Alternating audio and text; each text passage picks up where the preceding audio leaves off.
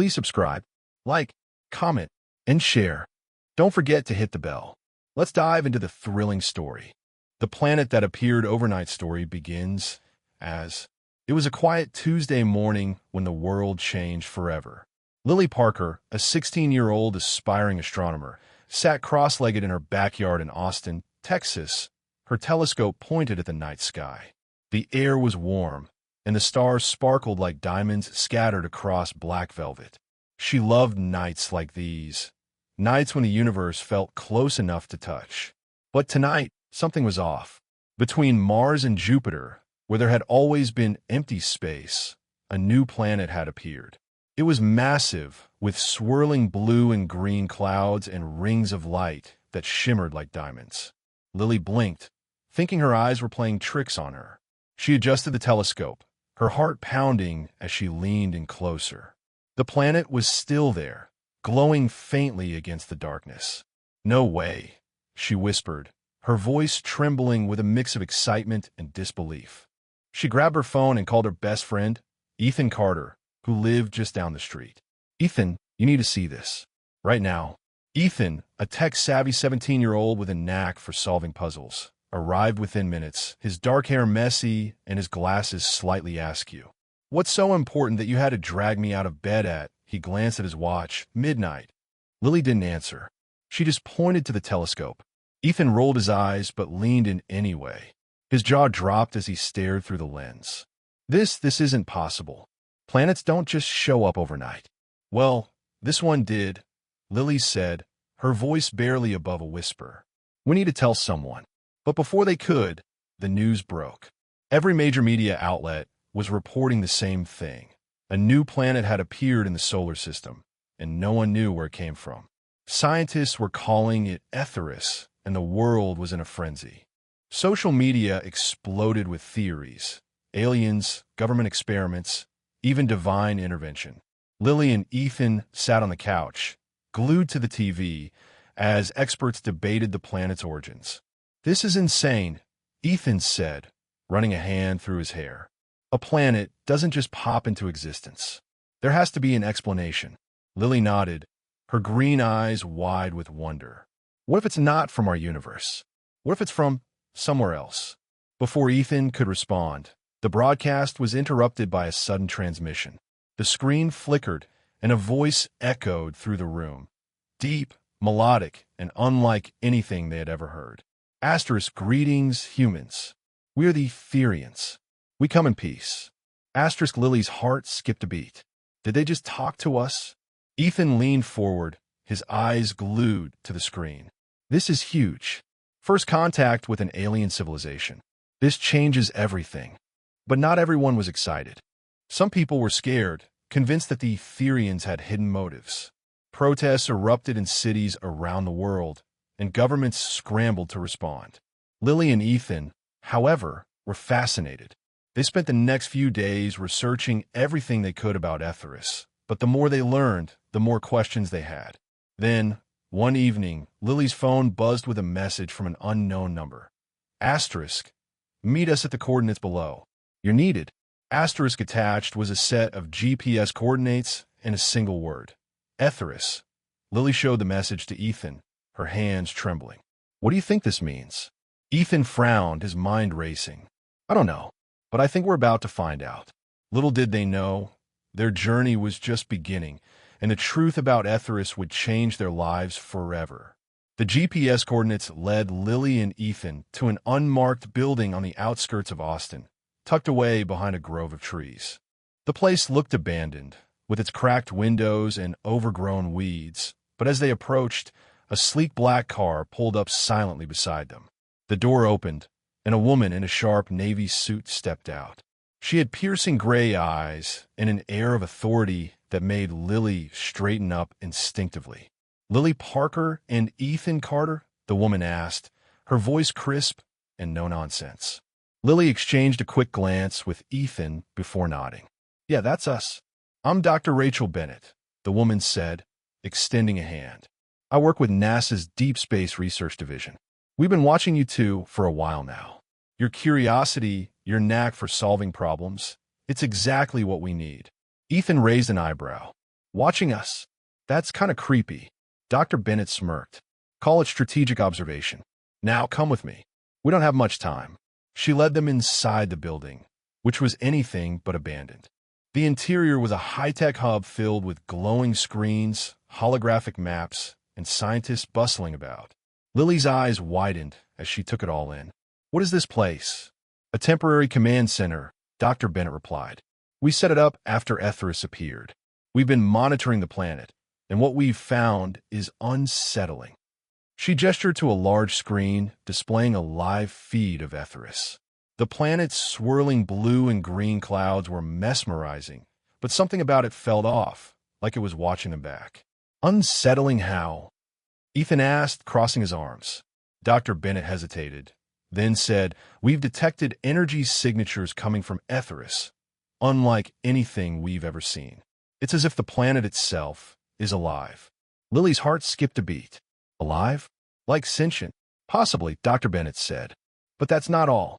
We've also intercepted a series of encrypted signals. They're not from the Etherians. They're coming from somewhere else, somewhere inside Ethris. Ethan frowned. What do you mean inside? Before Dr. Bennett could answer, the screen flickered and a new image appeared. It was a map of the solar system, with Ethris at the center. A red line connected it to Earth, pulsing like a heartbeat. This map was embedded in one of the signals, Dr. Bennett explained. We think it's a warning, but we don't know what it's warning us about. Lily stepped closer to the screen, her mind racing. What if it's not a warning for us? What if it's a warning about us? Dr. Bennett's eyes narrowed. What do you mean? I don't know, Lily admitted. But something about this feels personal. Like Ethris didn't just appear randomly. It's here for a reason. Ethan nodded. And if it's alive, maybe it's trying to tell us something. We just need to figure out what. Dr. Bennett studied them for a moment, then said, That's why you're here. We're assembling a team to investigate Ethris up close. And we want you two to be part of it. Lily's eyes widened. You're sending us to Ethris? Not just you, Dr. Bennett said. A small team of scientists and engineers. But you two have a unique perspective. You see things others don't. And right now, we need that. Ethan grinned. When do we start? Now, Dr. Bennett said, handing them each a tablet. Study these files. We leave in 48 hours. As Lily and Ethan scrolled through the documents, a sense of unease settled over them. The files contained detailed scans of Ethris, but one image stood out, a massive structure buried beneath the planet's surface. It looked like a temple, with strange symbols carved into its walls. What is that? Lily asked, pointing to the image. Dr. Bennett's expression darkened.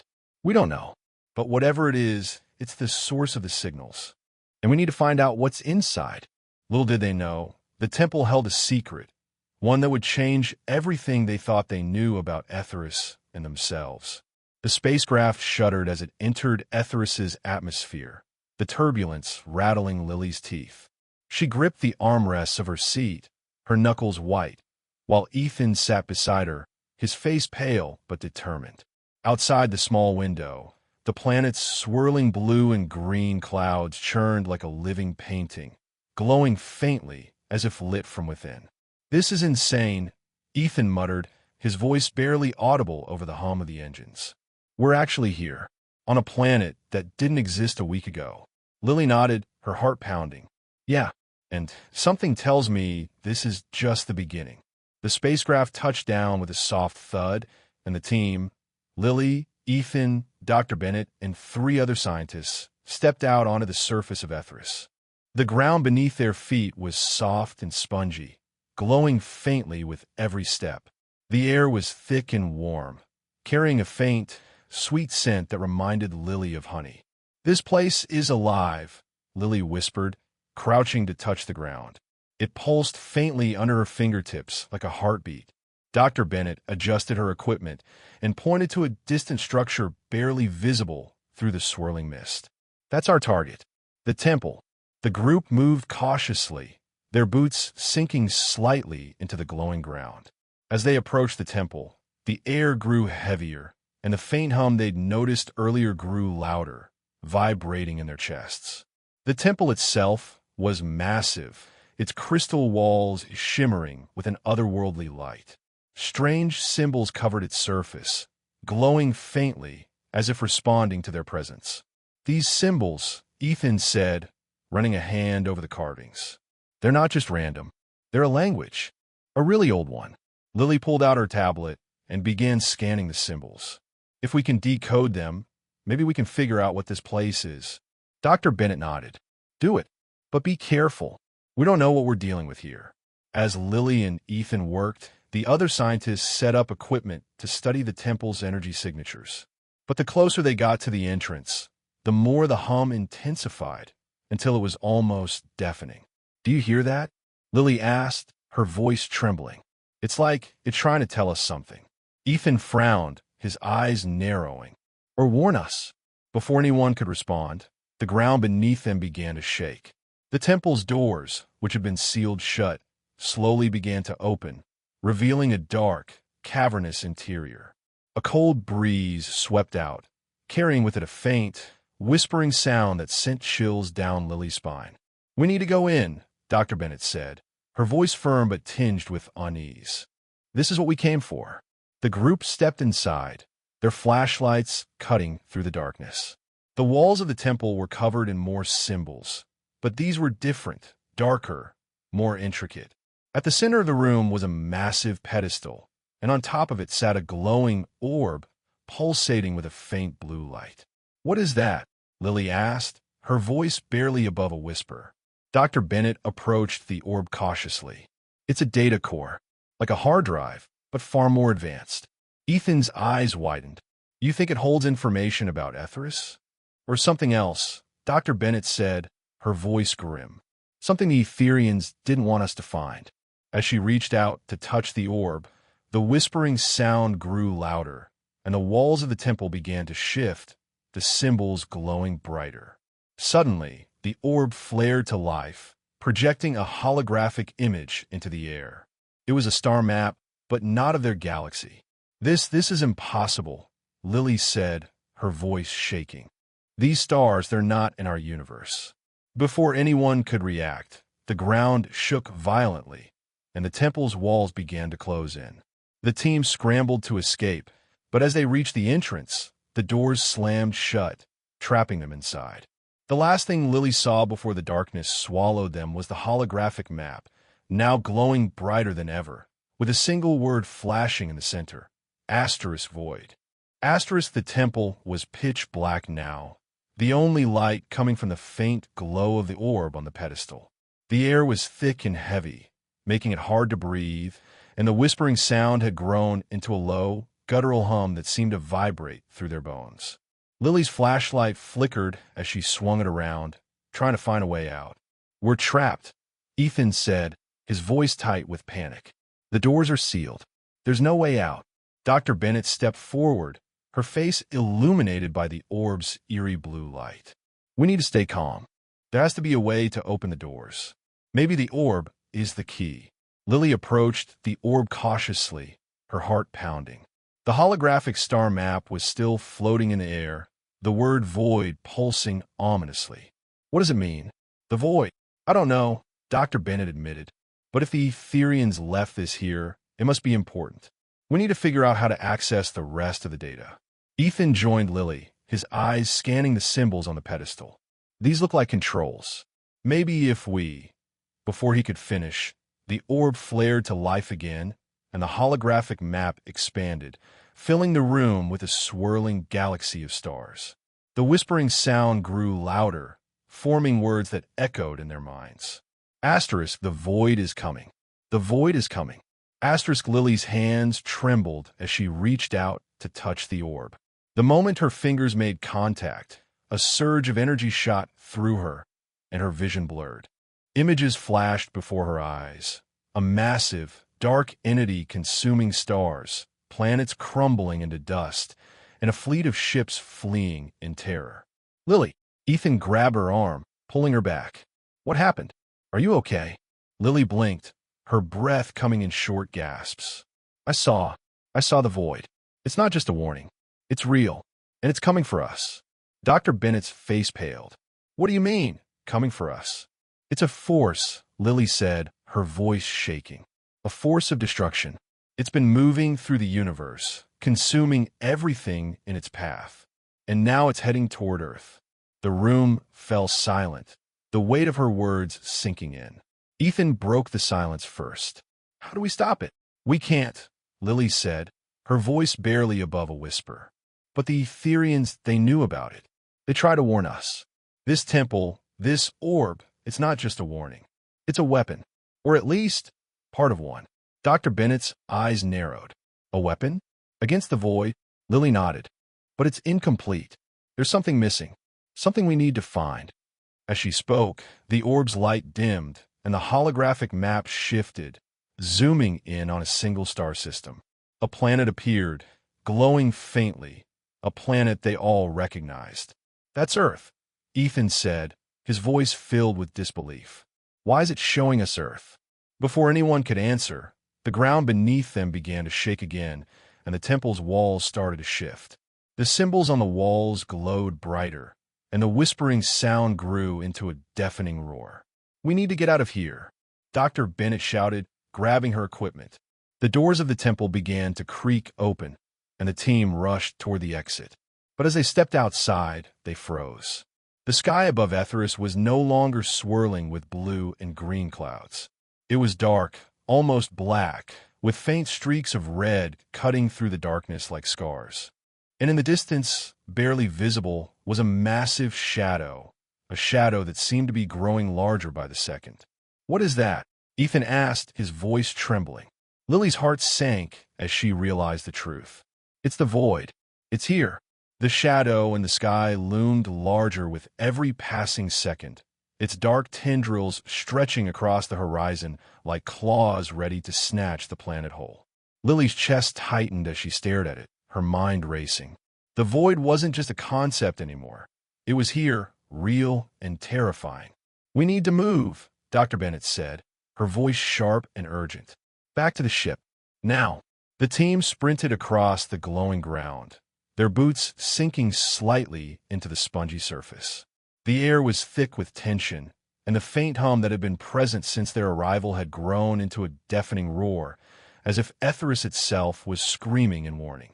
As they reached the spacecraft, Ethan hesitated, glancing back at the temple. What about the orb? If it's part of a weapon, we can't just leave it here. We don't have time to go back, Dr. Bennett snapped, her tone leaving no room for argument. We need to analyze the data we have and figure out what to do next. The void is closer than we thought. Lily climbed into the ship, her hands trembling as she strapped herself in. The moment the engines roared to life, she felt a surge of relief, but it was short-lived. As the ship ascended, the shadow in the sky seemed to grow larger, its dark mass swirling like a storm. It's not just heading for Etheris, Lily said, her voice barely above a whisper. It's heading for Earth. Ethan, sitting beside her, clenched his fists. Then we need to stop it. But how? We don't even know what it is. Dr. Bennett, piloting the ship, glanced back at them. We know it's a force of destruction, and we know the Etherians try to warn us. That's a start. Back at the command center, the team gathered around a holographic display of the data they'd collected from the temple. The star map was still projected in the air, with Earth glowing faintly at its center. Lily studied the symbols, her mind racing. There's something here, she said, pointing to a series of symbols near Earth's image. These aren't just coordinates. They're instructions. Ethan leaned in, his brow furrowed. Instructions for what? For activating something, Lily said, her voice growing more confident. A weapon, maybe, but it's not on Etheris. It's on Earth. Dr. Bennett's eyes widened. Are you saying the Etherians left something on our planet? Something that could stop the void? Lily nodded. Yes, but we need to find it. And fast. The team worked through the night, decoding the symbols and piecing together the Etherians' message.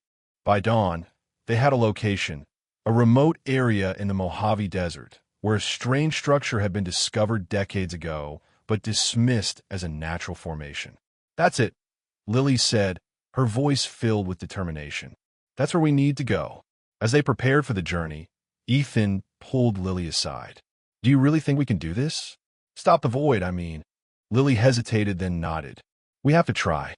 If the Etherians believed in us, then we have to believe in ourselves. The team boarded a high-speed jet, the tension palpable as they flew toward the desert. When they arrived, they found a structure, a massive, dome-like formation covered in strange carvings that matched the symbols from the temple. "This is it," Dr. Bennett said, her voice filled with awe. "The Etherians' weapon." But as they approached, the ground began to shake, and the carvings on the structure began to glow. A low hum filled the air, growing louder and louder until it was almost unbearable. And then, from the sky, a beam of light shot down, striking the structure and illuminating it with a blinding glow. "What's happening?" Ethan shouted, shielding his eyes. Lily's heart raced as she realized the truth. "It's not a weapon. It's a beacon, and we just activated it." The beam of light from the sky was blinding, illuminating the desert like a second sun. Lily shielded her eyes, her heart pounding as the ground beneath her feet trembled violently. The hum that had been growing louder now felt like it was inside her head, vibrating through her bones and making it hard to think. "What did we just do?" Ethan shouted over the noise, his voice tinged with panic. "I don't know," Lily yelled back, her mind racing. "But it's not a weapon. It's a beacon. We activated it." Dr. Bennett stumbled toward the structure, her face pale but determined. "If it's a beacon, then it's calling something. Or someone. We need to figure out what it's signaling before it's too late." The team scrambled to set up their equipment, scanning the structure and the beam of light. The carvings on the dome glowed brighter, and the symbols began to shift, rearranging themselves into a new pattern. Lily stared at them, her breath catching in her throat. "It's a countdown," she said, her voice trembling. "The beacon is counting down to something." Ethan's eyes widened. "To what?" "The void." "I don't know," Lily admitted. "But we need to stop it. If the void is coming, and this beacon is signaling it, then we're making things worse." Dr. Bennett shook her head. "No, the Etherians wouldn't have left this here if it was going to help the void. There has to be another purpose." As if in response, the beam of light suddenly shifted, splitting into multiple streams that shot into the sky. The ground stopped shaking, and the hum faded, leaving an eerie silence in its wake. The team stood frozen, staring at the sky as the beams of light began to form a pattern, a massive, glowing symbol that hovered above the desert. "What is that?" Ethan asked, his voice barely above a whisper. Lily's eyes widened as she recognized the symbol. "It's the same one from the temple, the one that said void. But it's different now. It's like it's been reversed." Dr. Bennett's face lit up with realization. "It's not a warning. It's a countermeasure. The beacon isn't signaling the void. It's signaling something to fight it." Before anyone could respond, the sky above the desert began to ripple, like a stone dropped into a pond. A massive shape began to emerge from the ripples, a sleek, silver ship unlike anything they had ever seen. It was enormous, its surface covered in glowing symbols that matched the ones on the dome. "Is that an Etherian ship?" Ethan asked, his voice filled with awe. Lily nodded, her heart racing. "I think so, and I think they're here to help." The ship descended slowly, its massive hull blocking out the sun. As it landed, a ramp extended from its side, and a figure emerged, a tall, humanoid being with glowing blue skin and eyes that seemed to pierce through their souls. "You have activated the beacon," the Etherian said, its voice deep and melodic. Asterisk, "the void is near. We do not have much time." Asterisk, Lily stepped forward, her voice shaking but determined. "What do we need to do?" The Etherian's eyes met hers, and for a moment, she felt a strange connection, as if it could see into her very soul. Asterisk, "the beacon is not a weapon. It is a key to awakening the Protector." Asterisk, "the Protector?" Ethan asked, his brow furrowed. The Etherian nodded. Asterisk, "an ancient force created to fight the void, but it has been dormant for millennia. The beacon will awaken it, but only if you complete the ritual." Asterisk, "what ritual?" Dr. Bennett asked, her voice sharp. The Etherian turned to her, its expression grave. Asterisk, "the final piece lies within one of you." The chosen one must sacrifice themselves to awaken the protector. Asterisk the team fell silent, the weight of the Etherean's words sinking in. Lily's heart pounded as she realized the truth. The Ethereans hadn't just left the beacon for anyone to find. They had left it for her. The desert was eerily silent, the only sound the faint hum of the Etherean ship and the crackle of the beacon's light. Lily's heart pounded as the Etherean's words echoed in her mind. Asterisk, the chosen one must sacrifice themselves to awaken the protector. Asterisk Ethan was the first to break the silence. No, there has to be another way. We're not sacrificing anyone. The Etherean's glowing eyes turned to him, its expression unreadable. Asterisk, there is no other way. The protector is the only force capable of stopping the void. Without it, your world will be consumed. Asterisk Lily stepped forward, her voice trembling but firm. It's me, isn't it? I'm a chosen one. Dr. Bennett shook her head, her face pale. Lily, no. We'll find another solution. We can't lose you. But Lily knew the truth. She had felt at the moment the Etherean spoke, a strange pull, a connection she couldn't explain. The symbols on the dome, the beacon, the way the Etherean had looked at her, it all made sense. It has to be me, she said, her voice steady now. I don't know why, but I feel it. This is what I'm meant to do. Ethan grabbed her arm, his eyes filled with desperation. Lily, you can't. We'll figure something out. There has to be another way.